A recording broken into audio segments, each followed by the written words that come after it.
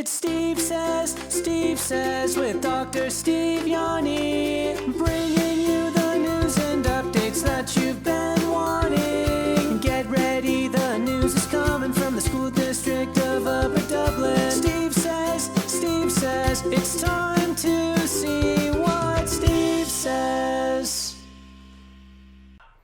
Hello, Upper Dublin. This is Steve Yanni, Superintendent of Schools, with a video message to accompany our weekly UD Strong update. I'd like to start by reinforcing some messages that we previously sent about masking. We're well aware that the Pennsylvania Supreme Court vacated the universal masking order across the Commonwealth last week. As our community knows, we're going to maintain universal masking from now until winter break.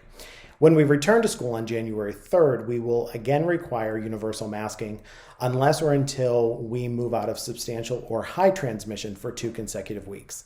At that point, we will move into a phase where masks are recommended but not required. We're doing this for a few reasons. Number one, we continue to believe that we are making the best decisions for the health of our students. We want our students to be in school. We want to maintain 5-day-a-week in-person instruction, and we feel that this is one of the really important mitigation strategies that's going to help us do that. Further, we are still required to follow the Montgomery County Office of Public Health's guidelines as they relate to isolation, quarantine, and school exclusion. Masking is a key part of that, and we will include the chart, the most updated chart from Montgomery County Office of Public Health as it relates to quarantining students. Masks are a key mitigation strategy. Our goal is to minimize school exclusion so that students have the ability to be in school 5 days a week for in-person instruction. We're going to continue to focus on municipality-specific data because, quite frankly, that's data that we all have the ability to impact. We have the ability to continue to practice masking, continue to practice distancing, and obviously maintain good hygiene.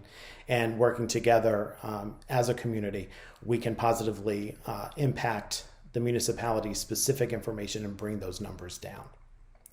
Also in this week's update, there is quite a bit of information about the natatorium. Over the last 24 hours, I've received some emails with questions and some misinformation about the status of the natatorium. So I'm confident that the information that you will see in this week's update will answer many of the community's questions. There were questions about when the natatorium is going to reopen, why we haven't explored other alternatives, and what can we do differently to make sure that the work in the natatorium is completed in what some folks feel is a more timely time frame. Sorry for the redundancy, but in any event, I feel confident that the information in this week's update will go a long way to answer the community's questions. As I always do, I end our videos by saying, your kids are my kids. We are just a few days away from winter break. We're going to continue to do everything that we can to keep our students and staff safe and healthy. Until next time, have a great day. Have a great week, Upper Dublin.